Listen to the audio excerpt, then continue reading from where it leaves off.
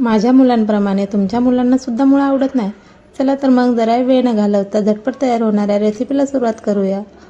नमस्कार मंडळी, तुम्हा सर्वांच्या नवीन एका व्हिडिओमध्ये खूप खूप स्वागत. चला तर मंडळी, आज मी तुम्हाला मुळ्यापासून झटपट तयार होणारी रेसिपी म्हणजे मुळा पराठा कसा बनवायचा हे दाखवणार आहे.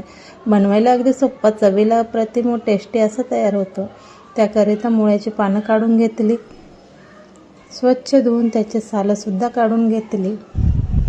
सालं काढून झाल्यानंतर त्याच्या बाजूचे कट करून घेतले व किसणीच्या साहाय्याने त्याचा किस करून घेतला.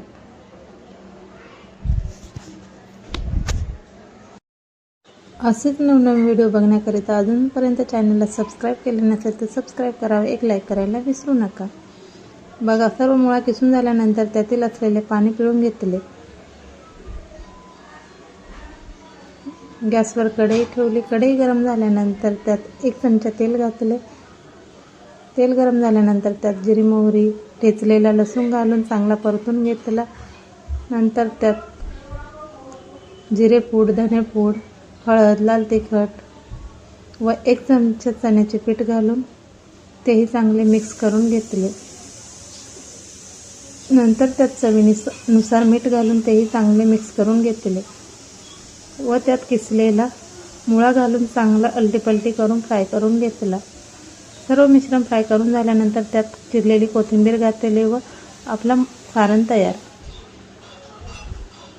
मुळ्याचे सारण बनवण्याकरिता जर डाळीच्या पिठाचा वापर केला तर ते पराठे फुटत नाही व बाइंडिंग चांगले होते. 1 पिठाचा उंडा घेतला, त्याचा डो बनवून घेतला. त्यात थोडेसे पीठ घातले व तयार केलेले सारण घालून चांगला त्याचा उंडा तयार करून घेतला व हलक्या हाताने लाटून घेतले. हा पराठा चवीला खूप सुंदर व टेस्टी असा तयार होतो. लहानांप्रमाणे मोठेसुद्धा आवडीने खातात. बनवायला अगदी सोपा, चवीला अप्रतिम असा पराठा तयार होतो. गॅसवर तवा ठेवला. तवा गरम झाल्यानंतर त्यावर थोडेसे तेल सोडून घेतले व तयार केलेला पराठा घातला. अलटीपलटी करून चांगला भाजून घेतला.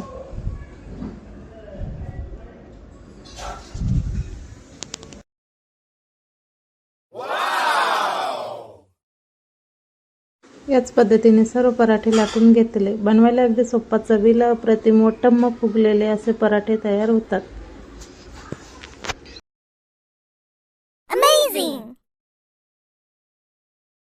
हा पराठा तुम्ही चटणीसोबत, दह्यासोबत खाऊ शकता. चवीला अप्रतिम व टेस्टी असा पराठा तयार.